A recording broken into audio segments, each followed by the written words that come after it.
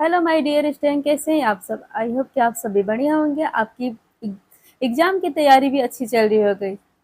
एनएम्स के जितने भी बच्चे हैं यानी एनएम्स के जितने भी बच्चे तैयारी करने वाले हैं उनके लिए मैंने क्या है पीवाई क्वेश्चन लेकर आए हुए हैं। तो आप सब जल्दी से जुड़िए हमारे बैच से, ठीक है। उनके लिए मैंने सामाजिक विज्ञान का क्वेश्चन पीवाई क्वेश्चन लेकर आए हुए हैं। तो पीवाई क्वेश्चन हमें लगाने से पता चल जाता है, जितने भी 2026 में एग्जाम बच्चे देने वाले हैं उनको पता चल जाएगा कि हमारे एग्जाम में 2026 में किस टाइप से क्वेश्चन पूछने वाला है। एक अंदाजा लग जाता है ना। तो इस टाइप से हमने क्या 2 टेस्ट लगा चुके हैं। ये हमारा कौन सा टेस्ट है, हमारा तीसरा टेस्ट है। तो चलिए हम लोग चलते हैं अपने क्वेश्चन की ओर। और अधिक से अधिक बच्चों को क्या करें, अपना जुड़ना ना भूलें, ठीक है। हम आपसे क्या बोले थे कि आप लोग कमेंट्स बॉक्स में अपना आंसर देते चलेंगे, है ना। लास्ट में अपना स्कोर बताएंगे कि आपका स्कोर कितना आया हुआ है। तो सभी लोगों को ये चीजें करना है, लास्ट में अपना स्कोर बताएंगे कि हमारा स्कोर किस टाइप से आ रहा है, ठीक है।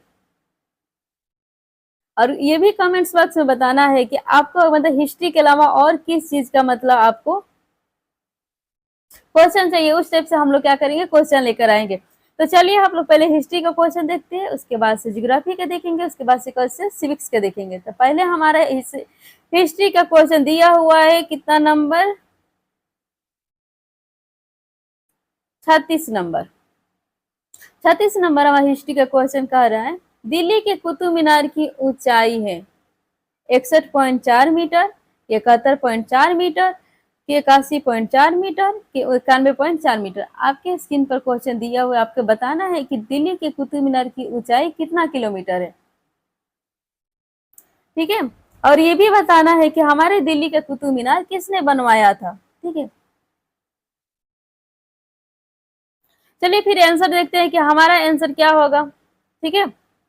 हमारा क्वेश्चन क्या है, दिल्ली के कुतुब मीनार की ऊंचाई कितना है। तो दिल्ली के कुतुब मीनार की ऊंचाई कितना है, 71.4 मीटर है। अब कुतुब मीनार की ऊंचाई तो हमें पता चल गया कि उसकी ऊंचाई कितना है, लेकिन कुतुब मीनार का नींव किसने रखवाया था। तो हमारे गुलाम वंश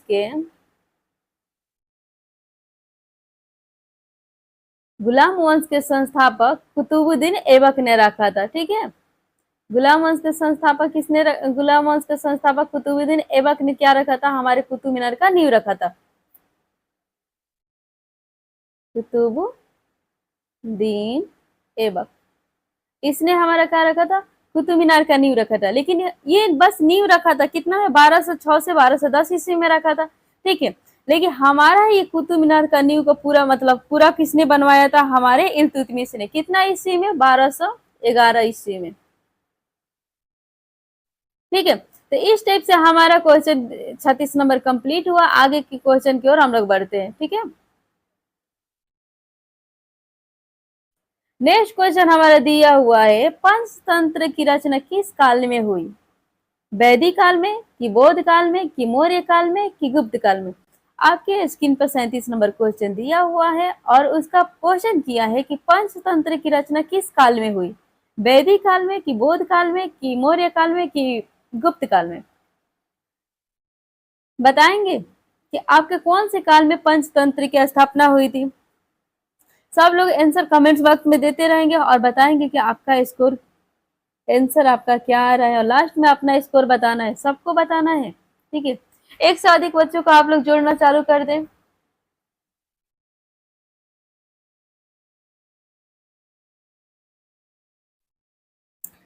चलिए तो हम लोग देखते हैं हमारा 37 नंबर क्वेश्चन का आंसर क्या कर रहा है। हमारा 37 नंबर क्वेश्चन का आंसर क्या कर रहा है, पंचतंत्र की रचना किस काल में हुई। तो पंचतंत्र की रचना हमारे कौन से काल में हुई थी, गुप्त काल में हुआ था, ठीक है। सबको आंसर आया हुआ है। चलिए फिर ठीक है, अपना आंसर कमेंट्स बॉक्स में देते जाइएगा। चलिए तो हमारा पंचतंत्र की रचना किस काल में हुआ था, गुप्त काल में हुआ, ये तो हमें पता चल गया। लेकिन गुप्त काल कब से कब तक, कितना ईस्वी तक रहा था। तो 275 से 275 से 550 ईस्वी में, ठीक है। 50 ईस्वी में हमारा रहा था पंचतंत्र की गुप्त काल रहा था, ठीक है। 275 से 550 ईस्वी तक रहा था, ठीक है। अब ये कहा था कि इसके रचनाकार कौन है, हमारे पंचतंत्र के रचनाकार कौन है। तो हमारे पंचतंत्र के रचनाकार कौन है? रुकिए, कौन है? पंडित विष्णु शर्मा। पंडित विष्णु शर्मा, ठीक है। चलिए, तो इस टाइप से हमारा क्वेश्चन 37 नंबर कंप्लीट हुआ। आप लोगों को पता चल गया कि हमारे पंचतंत्र की रचना किस काल में हुई थी? गुप्त काल में थी। गुप्त काल हमारा कब से कब तक रहा था? तो 275 से 585 ईस्वी तक रहा था, ठीक है। पंचतंत्र की रचना किसने? पंडित विष्णु शर्मा ने किया था, ठीक है। चलिए, इस टाइप से हम लोग नेक्स्ट क्वेश्चन की ओर बढ़ते हैं, और नेक्स्ट क्वेश्चन हमारा क्या कह रहा है?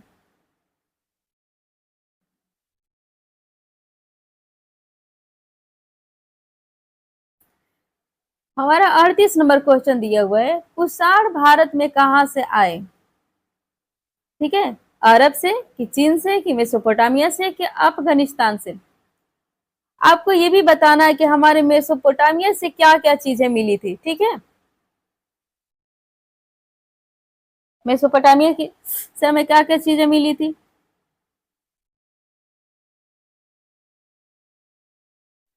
बताइए 38 नंबर क्वेश्चन का, कुषाण भारत में कहां से आए थे?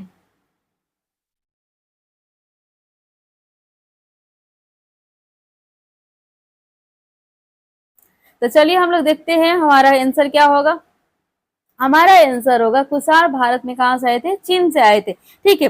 अब कुषाण वंश के शासक, सबसे प्रतापी शासक कौन था? कुषाण वंश का सबसे प्रतापी शासक कौन था? तो हमारा कौन था सबसे प्रतापी शासक?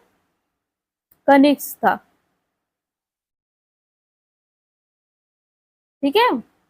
कनिष्क था। उसने क्या किया था? 78 ईस्वी में उसने क्या किया था? राजगद्दी पर बैठा था। कौन? हमारे कनिष्क ने। इस टाइप से हमने 38 नंबर क्वेश्चन कंप्लीट किया। नेक्स्ट क्वेश्चन की ओर बढ़ेंगे और नेक्स्ट क्वेश्चन देखेंगे कि हमारा नेक्स्ट क्वेश्चन क्या कह रहा है।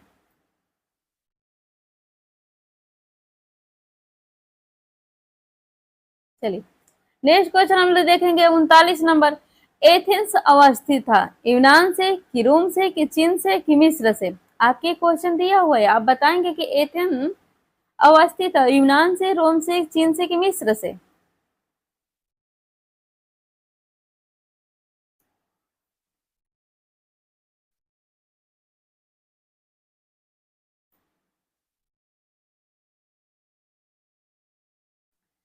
तो चलिए हम लोग देखते हैं और देखते हैं कि मतलब हमारा 39 नंबर क्वेश्चन क्या कह रहे थे। हमारा 39 नंबर क्वेश्चन का आंसर क्या होगा? यूनान होगा, ठीक है।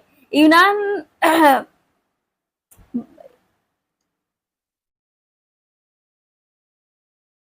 चलिए ठीक है, फिर हम यूनान होगा आंसर। नेक्स्ट क्वेश्चन की ओर बढ़ते हैं, और नहीं, एक बताना आप लोग, रोम रोम कहाँ की राजधानी है ये आपको बताना है, और चीन की राजधानी भी आपको बताना है, ठीक है।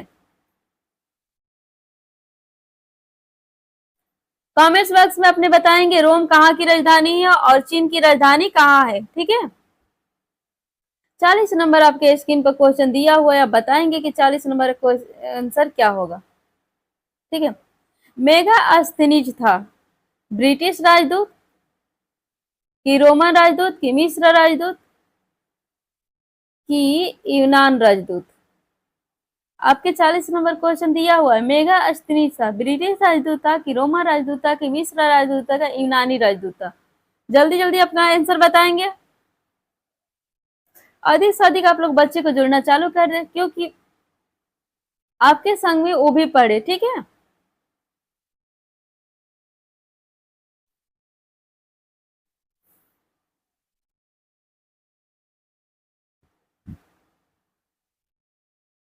चलिए फिर आंसर हम लोग देखते हैं कि हमारा आंसर क्या होगा, ठीक है। हमारा क्वेश्चन किया है मेगा अस्थनीज था, तो मेगा अस्थनीज हमारा क्या था? एक यूनानी दूत था, है ना, सबको पता है। अपना आंसर देते चलेंगे। तो मेगा अस्थनीज हमारा क्या था? एक यूनानी दूत था। जो मेगा अस्थनीज सेलुकस निकेटर का क्या था? ये राजदूत था। मेगा अस्थनीज जो हमारा है सेलुकस,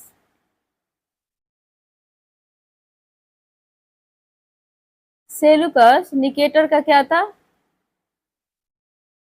सेलुकस निकेटर के क्या था? राजदूत था, ठीक है। चलिए नेक्स्ट क्वेश्चन की ओर बढ़ते हैं और देखते हैं कि हमारा नेक्स्ट क्वेश्चन क्या कह रहा है। 41 नंबर हमारा क्वेश्चन कर रहे हैं, अमेरिका स्वतंत्र हुआ जून 1776 ईस्वी में 76 में, कि जुलाई 1776 में, कि अगस्त 1776 में, कि सितंबर 1776 में। 41 नंबर क्वेश्चन को बताएंगे कि आपका 41 नंबर क्वेश्चन का आंसर क्या होगा।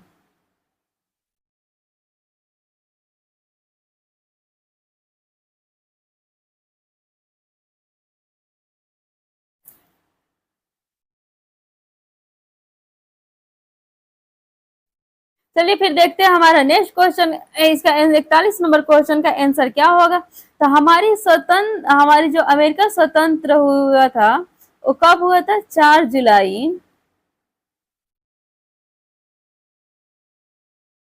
1776 में हुआ था। ठीक है, ये यहाँ मतलब अमेरिका स्वतंत्र होने की क्या था, घोषणा कर दिया गया था। ठीक है, अब आपको एक क्वेश्चन कमेंट्स बॉक्स में बताना है कि अमेरिका जो है, अमेरिका की राजधानी कहाँ है। ठीक है, आपको इसकी राजधानी बताना है कमेंट्स बॉक्स में कि अमेरिका की राजधानी कहाँ है।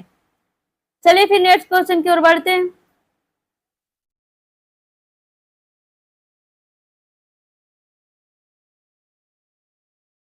चलिए 42 नंबर हम लोग क्वेश्चन देखते हैं कि 42 नंबर हमारा क्वेश्चन क्या कर रहे हैं। 42 नंबर क्वेश्चन कर रहे हैं, प्रथम विश्व युद्ध का अंत हुआ नवंबर 1918 में, कि दिसंबर 1918 में, कि जनवरी 1918 में, कि फरवरी 1918 में। इसके पहले आपको कमेंट्स बॉक्स पहले बता लीजिए कि प्रथम विश्व युद्ध का अंत कब हुआ। प्रथम विश्व युद्ध कब से कब तक चला था, ये भी अपना आंसर देते चलेंगे। हमारा प्रथम विश्व युद्ध कब से कब तक चला था, जल्दी जल्दी अपना कमेंट्स बॉक्स में आंसर देते चलेंगे। चलिए फिर आंसर हम लोग देखते हैं कि हमारा आंसर क्या होगा। तो हमारा आंसर होगा नवंबर 1918 ईस्वी में, यानी हमारा प्रथम विश्व युद्ध कब, 11 नवंबर 1918 को प्रथम विश्व युद्ध का क्या होता, अंत हो गया था।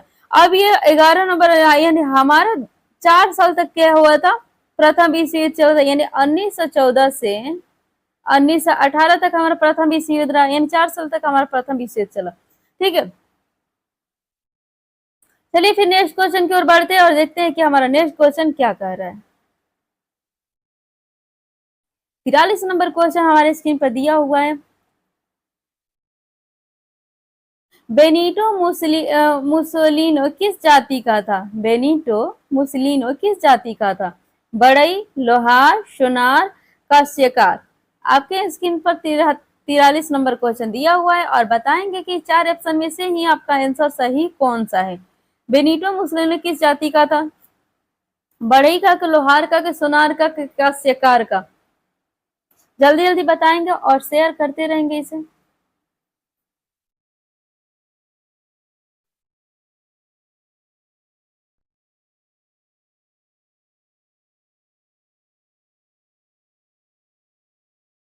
आंसर बताएंगे कि आपका 43 नंबर क्वेश्चन का आंसर क्या होगा। एक दूसरे को, अपने अपने दोस्तों को एक दूसरे को जोड़ना चालू कर दो, क्योंकि वो लोग भी आपके संग में पढ़े, है ना। ये पी वाई क्वेश्चन आपके लिए बहुत काफी ज्यादा इंपॉर्टेंट चीज होता है। जब तक आप पी वाई क्वेश्चन नहीं पढ़ेंगे तब तक आपकी एग्जाम मतलब पॉसिबल नहीं है कोई निकालना। इसलिए हमें क्या होता है, पी वाई क्वेश्चन पढ़ना पड़ता है, ताकि हम पी वाई क्वेश्चन से हमें पता चलता है कि हमारी क्वेश्चन का लेवल किस टाइप से पूछ रहे हैं, है ना। उसी के हिसाब से हमें क्या होता है, तैयारी करना होता है। तो आपके 43 नंबर क्वेश्चन का बताना है, बेनिटो मुसोलिनो किस जाति का था, बढ़ई का, लोहार का, सोनार का, काश्यकार का।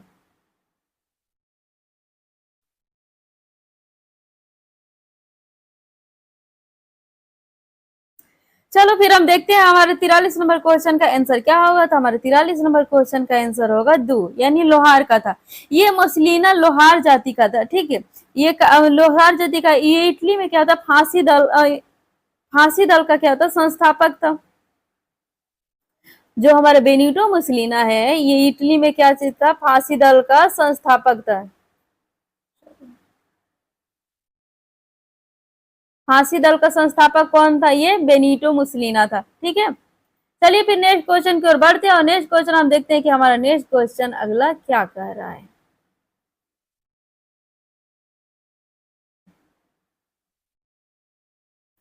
चौवालीस नंबर क्वेश्चन देखिए, मुसोलिनी ने फांसो डी कॉम्बेस्टिमेंटो की स्थापना की 20 मार्च 1919 में कि 21 मार्च 1919 में कि 22 मार्च 1919 में कि 23 मार्च 1919 में। 44 नंबर आपके क्वेश्चन दिया हुआ है, आप बताएंगे कि 44 नंबर क्वेश्चन का आंसर क्या होगा। स्क्रीन पर आपके 4 ऑप्शन दिए, उसी में से आपको क्या सही आंसर चूज करना होता है, ठीक है। तो बताएंगे 44 का आंसर क्या होगा।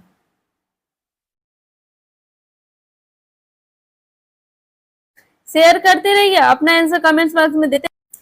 चलिए बताइए 44 नंबर क्वेश्चन का आंसर क्या होगा हमारा।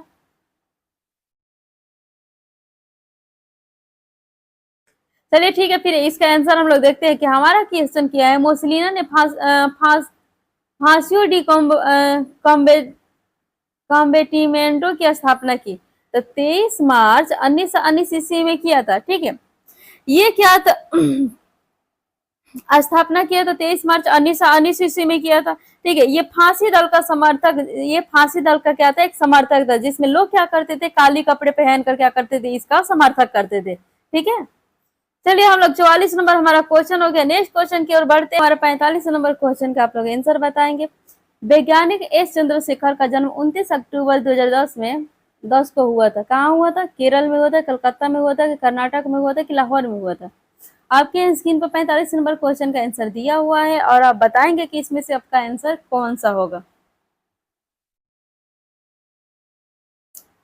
तो आपका आंसर होगा ऑप्शन डी होगा, क्योंकि ये पाकिस्तान में हमारा क्या पड़ता है, लाहौर पड़ता है, ठीक है। तो एस चंद्रशेखर का जन्म 29 अक्टूबर 1910 को हुआ था। वो कहाँ हुआ था, पंजाब के पाकिस्तान के लाहौर में हुआ था, ठीक है। चलिए फिर हम नेक्स्ट क्वेश्चन की ओर बढ़ते हैं और देखते हैं कि हमारा नेक्स्ट क्वेश्चन क्या कह रहा है।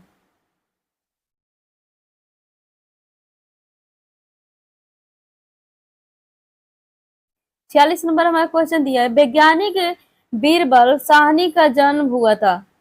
वैज्ञानिक बीरबल साहनी का जन्म हुआ था 1890 में, कि 1891 में, कि 1892 में, कि 1893 में। आपके क्वेश्चन दिया हुआ है, आप जल्दी से आंसर बताएंगे कि आपका आंसर कौन सा सही होगा। जल्दी जल्दी आप लोग शेयर करते रहेंगे और अधिक से अधिक बच्चों को आप लोग जोड़ते रहिए, ठीक है।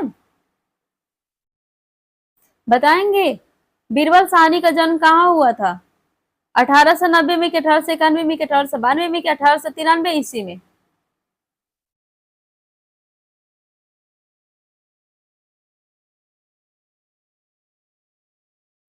चलिए फिर हम लोग देखते हैं कि हमारा 46 नंबर क्वेश्चन का आंसर क्या होगा, ठीक है। तो हमारे 46 नंबर क्वेश्चन का आंसर होगा 1891 ईस्वी में हुआ था, ठीक है। हमारे बीरबल साहनी का जन्म 1891 ईस्वी में हुआ था और कहाँ हुआ था, पश्चिम बंगाल के पंजाब में हुआ था, ठीक है। पश्चिम बंगाल के कहाँ हुआ था, पंजाब में हुआ था हमारे बीरबल साहनी का जन्म। चलिए इस टाइप से हमने 46 क्वेश्चन कंप्लीट कर चुके हैं और 47 नंबर क्वेश्चन देखेंगे कि हमारा 47 नंबर क्वेश्चन क्या कह रहा है ना। इस विश्वविद्यालयता था प्रशासक, राजनीतिज्ञ, कि वैज्ञानिक, चिकित्सक। आपके स्क्रीन पर क्वेश्चन दिया हुआ है, आपको बताना है कि विश्व विश्व विश्वविद्यालयता था प्रशासक था, कि राजनीतिक था, कि वैज्ञानिक था, कि चिकित्सक था। 47 नंबर क्वेश्चन का आंसर आप लोग बताएंगे कि 47 नंबर क्वेश्चन का आपका आंसर क्या होगा।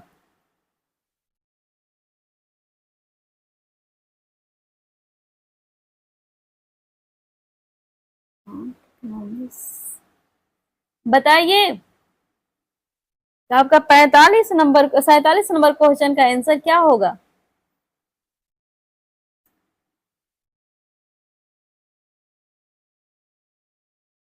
तो हमारा 47 नंबर क्वेश्चन का आंसर क्या होगा। तो ऑप्शन एक क्या होगा, 3 होगा, क्योंकि एक वैज्ञानिक थे, ठीक है। उनके द्वारा एक पुस्तक लिखा गया था, एम विश्वेश्वरैया के द्वारा एक पुस्तक लिखा गया था। वो क्या था, दी प्लांट, रुक जाइए, दी प्लांट इकोनॉमिक्स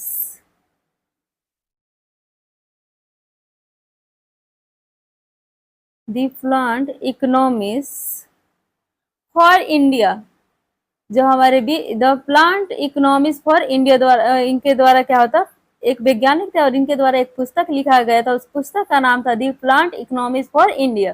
ठीक है, इस तरह से हमने 47 नंबर भी क्वेश्चन कंप्लीट कर लिया और 48 नंबर क्वेश्चन की ओर बढ़ेंगे और देखेंगे कि हमारा 48 नंबर क्वेश्चन है। चलिए फिर हम लोग हिस्ट्री का क्वेश्चन समाप्त हुआ और ज्योग्राफी का क्वेश्चन हम लोग देखेंगे कि हमारा ज्योग्राफी का क्वेश्चन क्या कह रहा है। ठीक है, तो आप लोग बताएंगे कि आपके हिस्ट्री में, बस हिस्ट्री हम लोग किए हैं तो हिस्ट्री में बताएंगे कि आपका स्कोर क्या रहा हिस्ट्री में। चलिए फिर अब ज्योग्राफी में हम देखेंगे कि ज्योग्राफी में हमारा क्वेश्चन क्या कर रहा है और किस लेवल से हमारा क्वेश्चन ज्योग्राफी में पूछा हुआ है। ठीक है, चलिए फिर देखते हैं 48 नंबर क्वेश्चन। भू प्रॉपर्टी किनसे बना है? लोहा एवं मैग्नीशियम की सिलिकॉन एवं मैग्नीशियम की सिलिका एवं एल्यूमिनियम की निकल एवं एल्यूमिनियम। आपके स्क्रीन पर 48 नंबर क्वेश्चन दिया हुआ है और 4 ऑप्शन दिया हुआ है। आप बताएंगे कि आपका आंसर क्या होगा, जल्दी जल्दी बताएंगे।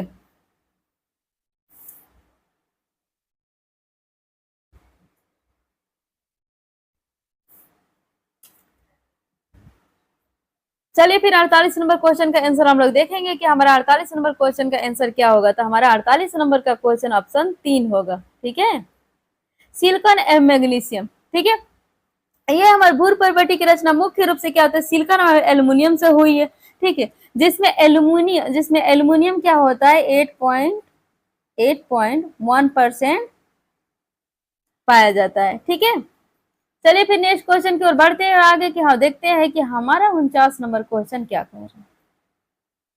हमारे स्क्रीन पर 49 नंबर क्वेश्चन दिया हुआ है, सब कोई क्वेश्चन पढ़ेगा। ठीक है, फिर उत्तर देंगे। जब तक आप पढ़ेंगे नहीं तब तक आपको भी समझ नहीं है कि क्वेश्चन का आंसर क्या कर रहे हैं। इसलिए आपको भी क्वेश्चन को पढ़ना है, फिर आपको 4 ऑप्शन में से एक ऑप्शन को करेक्ट देना है। ठीक है, तो हमारा 49 नंबर क्वेश्चन कर रहे हैं, ग्रेनाइट से किस रूपांतरित चट्टान का निर्माण होता है? सिल्ट की, क्वार्टजाइट की, डाइट की, नाइस। आपके आंसर दिया हुआ है, 4 ऑप्शन दिया हुआ है। आप बताएंगे कि 49 नंबर क्वेश्चन का आंसर हमारा क्या होगा।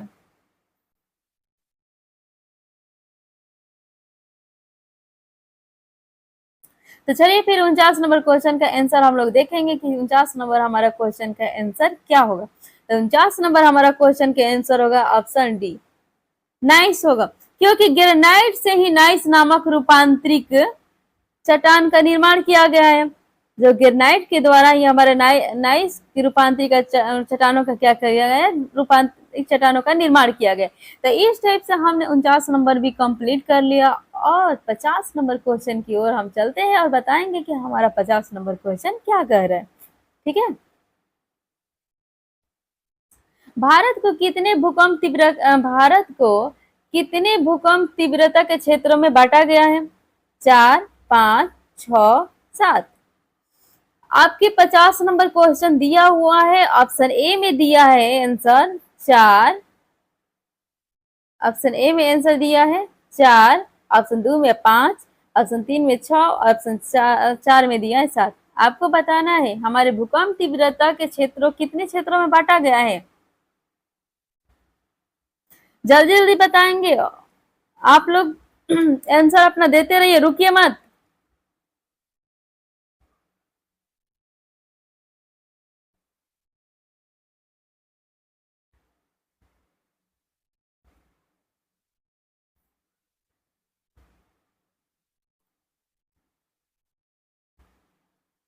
चलिए फिर हम लोग देखते हैं कि हमारा अब 50 नंबर क्वेश्चन का आंसर क्या होगा। तो हमारा 50 नंबर क्वेश्चन का आंसर होगा ऑप्शन 2 यानी 5। हमारी भूकंप की तीव्रता के क्षेत्र जो भारत को कितने भूकंप तीव्रता के क्षेत्र में बांटा गया, तो हमारे भूकंप तीव्रता के क्षेत्र भारत में कितने बांटा गया है? 5। ठीक है, एक अत्यधिक संवेदनशील होता है, दूसरा हमारा होता है अति संवेदनशील, तीसरा हमारा होता है मध्य संवेदनशील क्षेत्र, चौथा होता है हमारे का निम्न संवेदनशील क्षेत्र, पांचवा होता है हमारे न्यूनतम संवेदनशील क्षेत्र। तो इस तरह से हमें पता चल गया कि भूकंप की तीव्रता को कितने भागों में बांटा गया है? 5। ठीक है, ये भी आपको पता चल गया किस किन क्षेत्रों में बांटा गया है। ठीक है, चलिए फिर नेक्स्ट क्वेश्चन की ओर बढ़ते हैं और देखते हैं कि हमारा 51 नंबर क्वेश्चन क्या कह रहे हैं। भूकंप में ऑक्सीजन गैस कितना प्रतिशत है? हमारा 51 नंबर क्वेश्चन दिया हुआ है, हमें बताना है कि भूकंप में ऑक्सीजन गैस कितना प्रतिशत है। 78.0, 38.03, 28.03 और 4 नंबर दिया है 20.99। हमें बताना है कि कितना प्रतिशत वायुमंडल में हमारा ऑक्सीजन रहता है। ठीक है, जल्दी जल्दी आप लोग बताएंगे और जल्दी से ज्यादा क्या करेंगे, शेयर करते रहेंगे। ठीक है,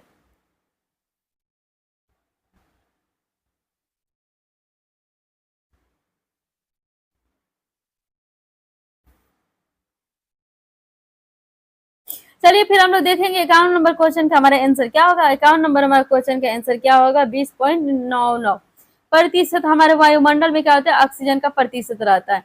अब हमारे जो नाइट्रोजन का प्रतिशत होता है कितना होता है, 78.03 रहता है। ठीक है, तो इस टाइप से हमने 51 नंबर क्वेश्चन कर लिया और नेक्स्ट क्वेश्चन की ओर बढ़ेंगे और देखेंगे कि हमारा नेक्स्ट क्वेश्चन क्या करे। आप सबका क्वेश्चन बन रहा है, सब कोई आंसर देते जाएंगे।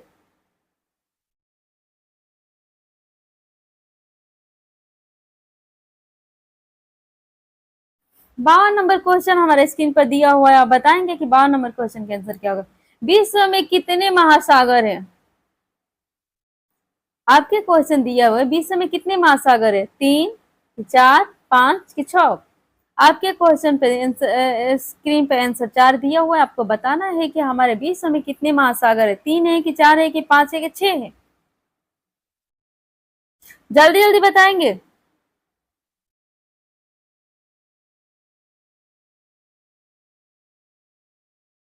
जल्दी बताइए और बच्चों को जोड़ना चालू करो आप सब। तो चलिए हम लोग देखते हैं 52 नंबर क्वेश्चन का हमारा आंसर क्या होगा। 52 नंबर हमारा क्वेश्चन का आंसर होगा हमारा 4। जो हमारे विश्व में कितने महासागर है, 4 है। कौन कौन है ये भी पूछ सकता है कि हमारे विश्व में 4 जो महासागर है वो कौन सा है। एक है एक है प्रशांत महासागर, प्रशांत प्रशांत प्रशांत महासागर। ठीक है, दूसरा है अटलांटिका महासागर, तीसरा है हमारा हिंद महासागर और चौथा है अटलांटिका महासागर। ठीक है, ये सबसे बड़ा और सबसे पुराना और सब प्रशांत महासागर है। ठीक है, इस टाइप से हमने 52 नंबर क्वेश्चन किया और 53 नंबर क्वेश्चन की ओर बढ़ेंगे और देखेंगे हमारा 53 नंबर क्वेश्चन क्या कह रहा है। ठीक है, आ जाइए 53 नंबर हम लोग क्वेश्चन देखेंगे। निम्नलिखित में से कौन प्रकृति पर्यावरण की वस्तु है? ठीक है, हमारा क्वेश्चन क्या है, निम्नलिखित में से कौन प्रकृति पर्यावरण की वस्तु है? जल की मकान की सड़क की बाग? 53 नंबर क्वेश्चन दिया हुआ है, आप बताएंगे कि 53 नंबर क्वेश्चन का आंसर क्या होगा। तो चलिए फिर 53 नंबर क्वेश्चन का आंसर हम लोग देखेंगे। 53 नंबर क्वेश्चन का आंसर क्या होगा, बाघ होगा, क्योंकि ये प्रकृति वर्ण की वस्तु है। ठीक है, नेक्स्ट क्वेश्चन की ओर बढ़ते हैं और नेक्स्ट क्वेश्चन देखते हैं कि नेक्स्ट क्वेश्चन हमारा क्या है।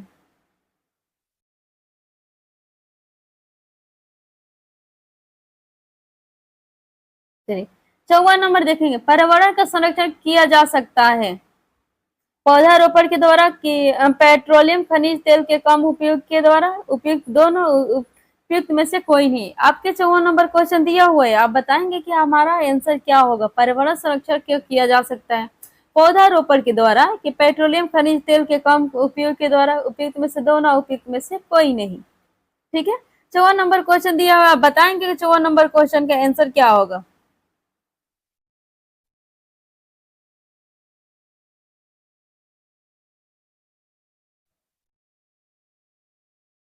चलिए फिर हम लोग देखते हैं कि 54 नंबर क्वेश्चन का हमारा आंसर क्या होगा। तो ऑप्शन हमारा क्या है, वो उपयुक्त में से दोनों।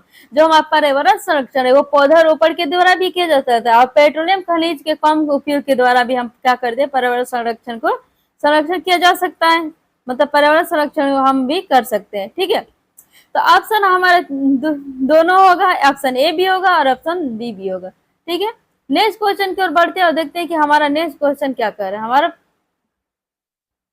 55 नंबर क्वेश्चन दिया हुआ और बताना है कि लद्दाख में पाए जाने वाला महत्वपूर्ण जानवर है हरिहर, याक, पादा कि शेर। बताएंगे 55 नंबर क्वेश्चन का आंसर क्या होगा। आपके स्क्रीन पर क्वेश्चन दिया हुआ है, 4 ऑप्शन दिया है, 4 ऑप्शन में से आपको करेक्ट ऑप्शन चूज करना होता है कि आपका क्वेश्चन का आंसर क्या होगा। तो हमारा 55 नंबर आंसर दिया हुआ बताना है कि लद्दाख में पाए जाने वाला महत्वपूर्ण जानवर क्या है, हरियर है, याक है कि पादा है कि शेर है। ठीक है, जल्दी बताइए कि 55 नंबर क्वेश्चन का आंसर क्या होगा।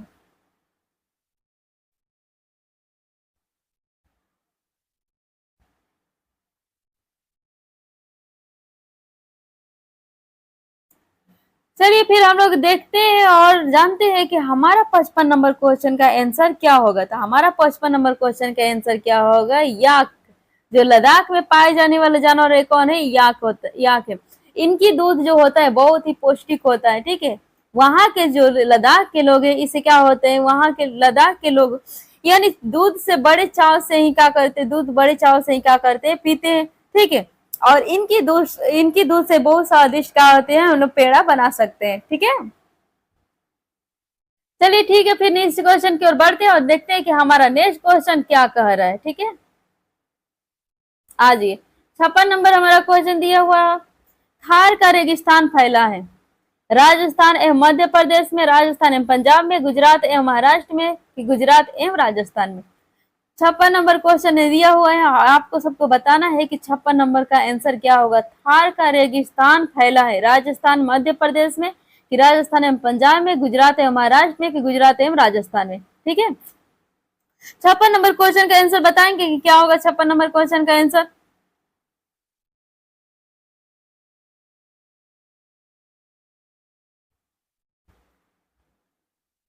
चलिए फिर हम लोग देखते हैं कि हमारा आंसर क्या होगा। ठीक है, तो हमारा आंसर क्या होगा, थार का रेगिस्तान फैला हुआ है कहा, गुजरात एवं राजस्थान में फैला हुआ है।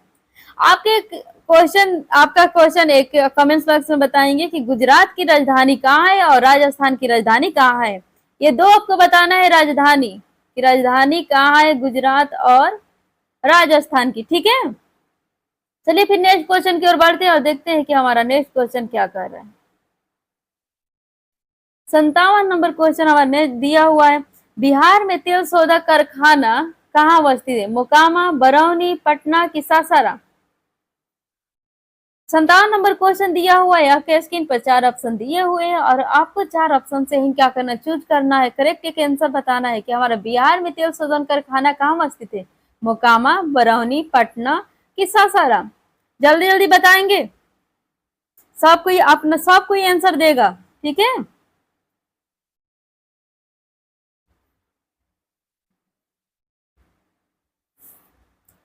चलो फिर देखते हैं 57 नंबर क्वेश्चन का हमारा आंसर क्या होगा। 57 नंबर क्वेश्चन का हमारा आंसर क्या होगा, बरौनी। ये बरौनी हमारा कहाँ है, बेगूसराय में है। ठीक है, बेगूसराय। ठीक है, तो इस तरह से हमारा जो बिहार में तेल संशोधन कारखाना कहाँ है, बरौनी है। बरौनी हमारा कहाँ है, बेगूसराय में। चलिए फिर नेक्स्ट क्वेश्चन की ओर बढ़ते हैं और देखते हैं कि हमारा नेक्स्ट क्वेश्चन क्या कह रहा है। 58 नंबर क्वेश्चन दिया है, काला बैसाखी है अस्थाई पवन, ठंडी पवन, गर्म पवन, चक्रवात। ठीक है, बताएंगे 58 नंबर क्वेश्चन, काला बैसाखी है अस्थाई पवन है कि ठंडी पवन है कि गर्म पवन है कि चक्रवात है। 58 नंबर क्वेश्चन हमारा दिया गया है, स्क्रीन पर आपके 4 ऑप्शन दिए हुए, आप बताएंगे कि हमारा ये आंसर क्या होगा 58 नंबर का। जल्दी जल्दी बताएंगे कि 58 नंबर का आंसर क्या होगा। तो 58 नंबर का आंसर, चलिए हम लोग जानते हैं कि 58 नंबर का आंसर क्या होगा।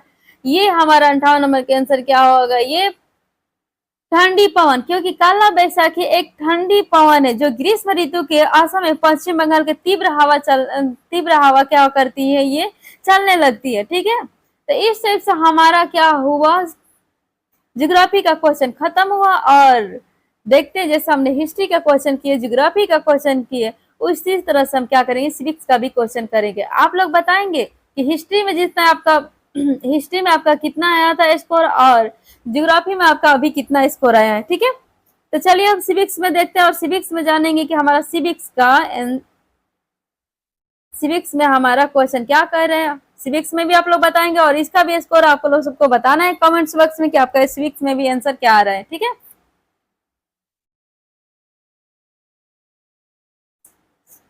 चलिए फिर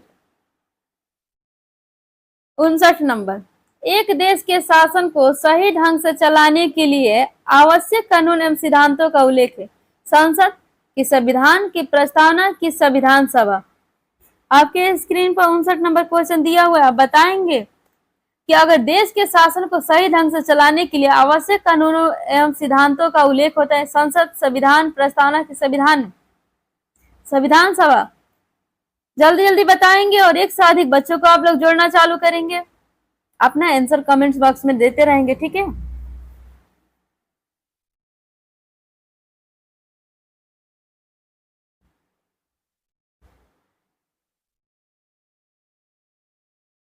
चलिए फिर हम लोग देखते हैं कि हमारा 59 नंबर क्वेश्चन का आंसर क्या होगा। तो हमारा 59 नंबर क्वेश्चन का आंसर क्या होगा, संविधान।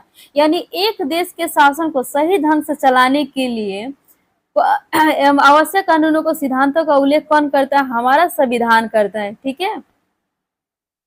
आप बताएं। चलिए ठीक है, फिर नेक्स्ट क्वेश्चन की ओर बढ़ते हैं और नेक्स्ट क्वेश्चन हमारा क्या, 60 नंबर क्वेश्चन क्या हमारा कर रहा है। 60 नंबर के आंसर देंगे। हर एक को आर्थिक समानता प्रदान करने का उद्देश्य है। समाजवाद, प्रजातंत्र, धर्मनिरपेक्षता और संप्रभुता, ठीक है। 60 नंबर क्वेश्चन हमारा दिया हुआ है। आपके आंसर भी दिए हुए हैं 4 ऑप्शन। आपको 4 ऑप्शन में से चूज करना और बताना है कि हमारा हर एक को आर्थिक समानता प्रदान करने का उद्देश्य समाजवाद की, प्रजातंत्र की, धर्मनिरपेक्ष की, संप्रभुता। 60 नंबर का क्वेश्चन आंसर आप लोग बताएंगे कि 60 नंबर क्वेश्चन का आंसर क्या होगा।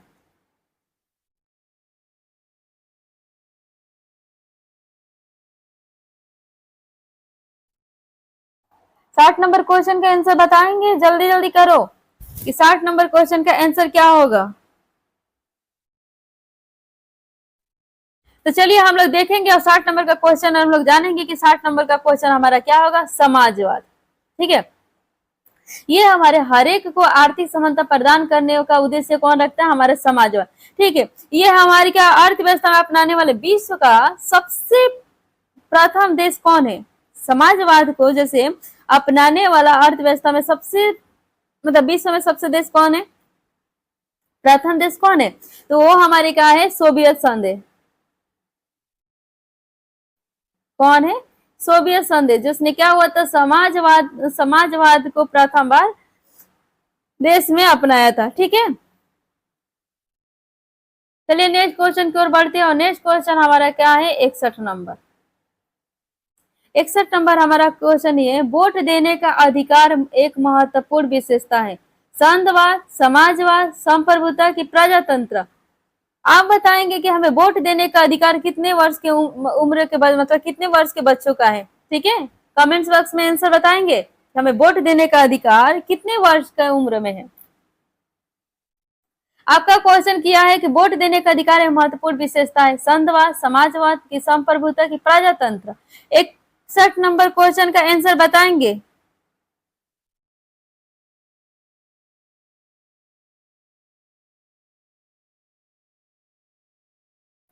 चलिए फिर हम लोग देखते हैं 61 नंबर क्वेश्चन का आंसर क्या होगा, हमारा क्या होगा, वोट देने का अधिकार यानी महत्वपूर्ण विशेषता करता है, तो वो हमारा कौन करता है, प्रजातंत्र करता है। हमने आपसे एक क्वेश्चन किए कि वोट देने का अधिकार कितने वर्ष की उम्र के बच्चों का है, तो हमारे 18 वर्ष के जितने भी बच्चे हो गए वो क्या करेंगे, अपने अनुसार किसी भी प्रतिनिधि को वोट देकर, यानी अच्छे प्रतिनिधियों को क्या वोट देकर यानी अपने प्रतिनिधि को चुन सकते हैं, ठीक है।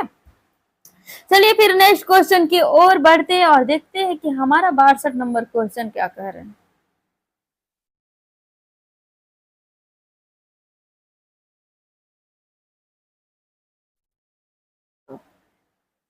हमारा 62 नंबर क्वेश्चन किया है, निम्नलिखित में से सरकार का कौन सा अंग कानून बनाता है।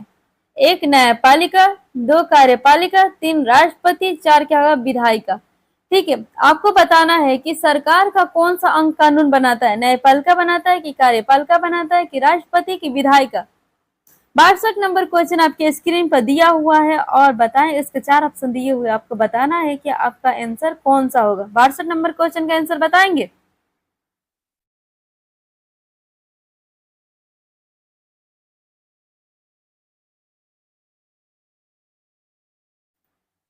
बताइए 62 का आंसर क्या होगा। हमारा 62 का आंसर क्या होगा, ऑप्शन 4 होगा विधायिका। जो विधायिका होता है वो क्या करता है, हमारे सरकार के हमारे सर विधायिका जो होता है, हमारे कानून बनाने का काम कौन करता है, हमारा विधायिका करता है। ठीक है, चलिए फिर नेक्स्ट क्वेश्चन की ओर बढ़ते हैं और देखते हैं कि 63 नंबर क्वेश्चन हमारा क्या कह रहा है।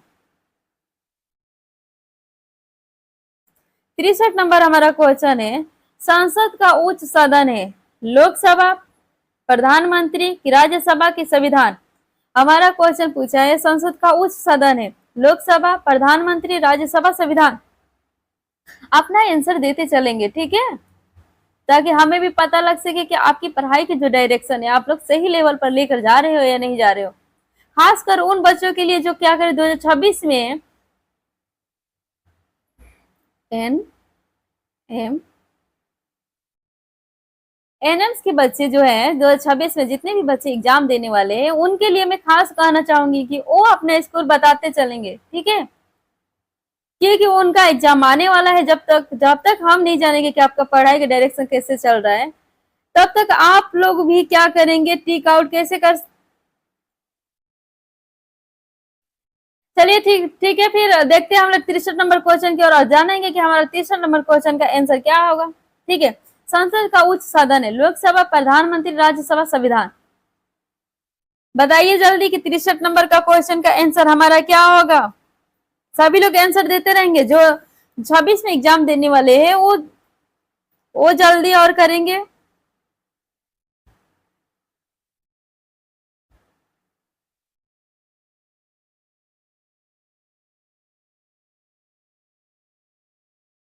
तो चलिए हम लोग देखते हैं कि 63 नंबर क्वेश्चन का आंसर क्या होगा हमारा। 63 नंबर क्वेश्चन का आंसर होगा हमारा ऑप्शन 3 यानी राज्यसभा होगा। ये क्या हो, राज्यसभा एक अस्थाई मतलब अस्थाई सदन होता है। ये अस्थाई सदन होता है जो क्या करता है, कभी भी इसे हम भंग नहीं किया जा सकता है। ठीक है, इनका कार्यकाल कितने वर्ष का होता है, 6 वर्ष के लिए होता है। जो हमारा राज्यसभा का कार्यकाल कितने वर्ष के लिए होता है, 6 वर्ष के लिए होता है। चलिए फिर नेक्स्ट क्वेश्चन की ओर बढ़ते हैं और देखते हैं कि हमारा नेक्स्ट क्वेश्चन क्या कह रहा है। 64 नंबर। चलिए, बहुमत दल का प्रधान कौन होता है, मंत्रिपरिषद की, मुख्यमंत्री की, प्रधानमंत्री की, राष्ट्रपति। आपको बताना है कि हमारे बहुमत दल का प्रधान कौन होता है, मुख्यमंत्री होता है, मंत्रिपरिषद होता है कि मुख्यमंत्री, प्रधानमंत्री की, राष्ट्रपति। जल्दी जल्दी आंसर बताएंगे कि आपका आंसर क्या होगा।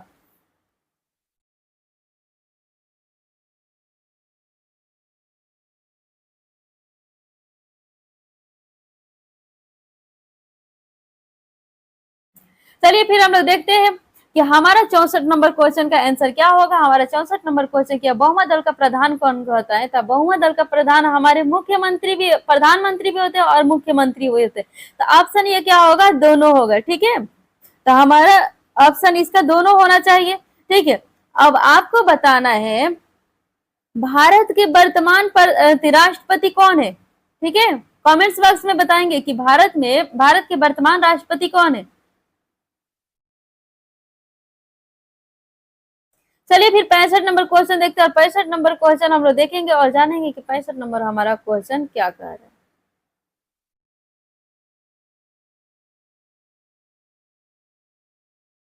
निम्नलिखित में से कौन भारत के राष्ट्रपति द्वारा नियुक्त नहीं होता है। ठीक है, 1 नंबर मुख्यमंत्री, 2 नंबर संघीय लोक सेवा आयोग का अध्यक्ष, 3 नंबर राज्यपाल, 4 नंबर भारत का मुख्य न्यायाधीश। आपके स्क्रीन पर 65 नंबर क्वेश्चन दिया हुआ है और पूछा है कि भारत के राष्ट्रपति द्वारा नियुक्त नहीं होता है मुख्यमंत्री की, संघीय लोक सेवा आयोग का अध्यक्ष की, राज्यपाल की, भारत का मुख्य न्यायाधीश।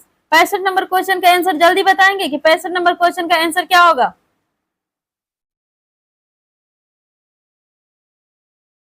65 नंबर क्वेश्चन का आंसर बताएंगे?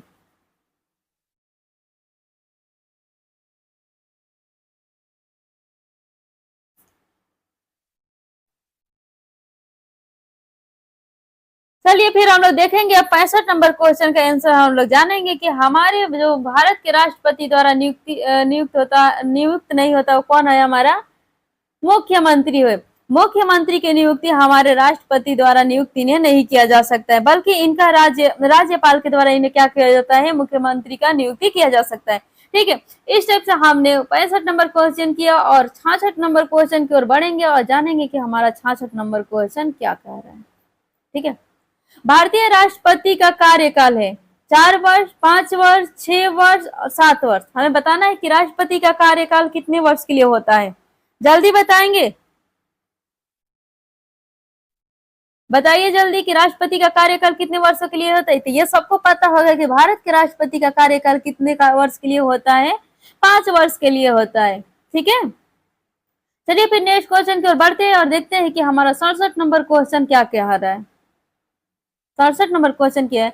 भारतीय राष्ट्रीय एकीकरण में कौन सा निम्नलिखित तत्व बाधक है?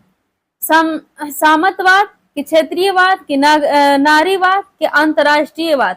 आपके स्क्रीन पर क्वेश्चन दिया हुआ 67 नंबर। आप बताएंगे कि हमारे भारतीय राष्ट्रीय एकीकरण में कौन सा निम्नलिखित तत्व बाधक है?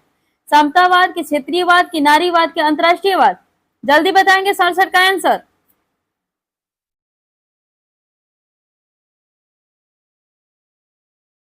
जल्दी बताइए कि हमारा आंसर 67 नंबर का क्या होगा? था हमारा आंसर 67 का आंसर हमारा क्या होगा? ऑप्शन 2 होगा, क्षेत्रीयवाद, जो कि हमारे भारतीय राष्ट्रीय एकीकरण कौन सा होगा कि हमारा वादा कौन करता है? भारतीय राष्ट्रीय एकीकरण का वादा कौन करता है? हमारा क्षेत्रीयवाद करता है। ठीक है, इस टाइप से हमने 67 नंबर क्वेश्चन कंप्लीट किया और 68 नंबर क्वेश्चन की ओर बढ़ेंगे और जानेंगे कि हमारा 68 नंबर क्वेश्चन क्या कह रहा है। ठीक है, भारत में प्रजातंत्र की सफलता के आवश्यक कारक है? शिक्षा का प्रसार, सामाजिक न्याय, की राजनीतिक चेतना, के उपयुक्त में से सभी? 68 नंबर क्वेश्चन हमारे स्क्रीन पर दिया हुआ है, 4 ऑप्शन दिए हुए हैं और बताएंगे कि 68 नंबर क्वेश्चन का आंसर क्या होगा। ठीक है, जल्दी जल्दी आप लोग आंसर बताते चलिए कि 68 नंबर क्वेश्चन का आंसर क्या होगा। जो नहीं जुड़े वो जल्दी से भी जुड़ जाए।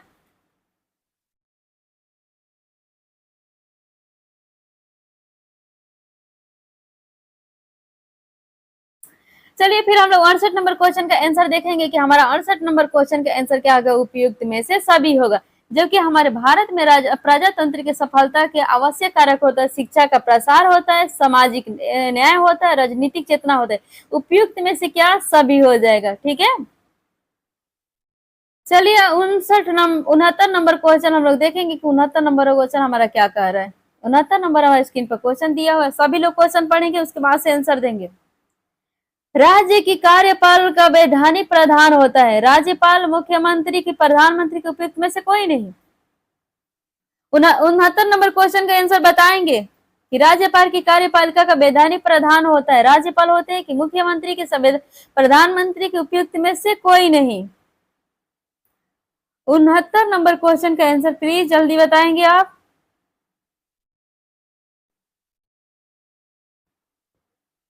तो चलिए 69 नंबर क्वेश्चन का हम लोग आंसर देखेंगे। हमारा राज्य की कार्यपालिका का वैधानिक प्रधान कौन होता है? हमारे कौन होता है? राज्यपाल होता है।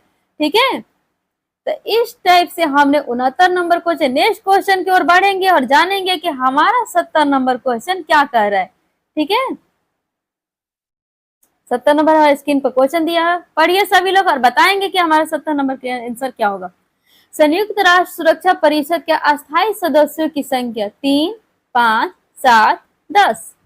70 नंबर क्वेश्चन का आंसर बताएंगे कि संयुक्त राष्ट्र सुरक्षा परिषद के अस्थायी सदस्यों की संख्या है 3 है, कि 5 है, कि 7 है, कि 10 है? जल्दी बताइए।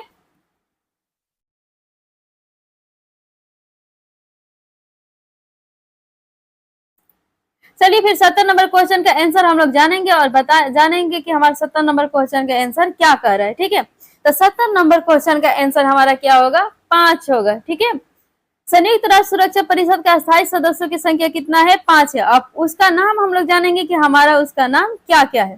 ठीक है, एक नंबर है रूस, फ्रांस, चीन, और कौन है? ब्रिटेन, और लास्ट कौन है? संयुक्त राज्य अमेरिका है, जो हमारे अस्थायी सदस्यों की संख्या है। ठीक है, तो इस तरह से हम लोग जान गए कि संयुक्त राष्ट्र सुरक्षा परिषद के अस्थायी सदस्यों की संख्या कितना है? 5 है। कौन कौन है? रूस, फ्रांस, चीन और संयुक्त राज्य अमेरिका। ठीक है, तो आप लोग हमारा सभी क्वेश्चन हम लोग कंप्लीट कर चुके हैं और बताएंगे कि आपके मतलब कितना स्कोर आप लोग सबका आ चुका है। ठीक है, सभी लोग कमेंट्स बॉक्स में बताएंगे। तो चलिए हमारा यहीं पर हम लोग समाप्त करते हैं। तब तक के लिए ओके, बाय बाय, अपना तैयारी करते रहिए। ठीक है, ओके, बाय बाय।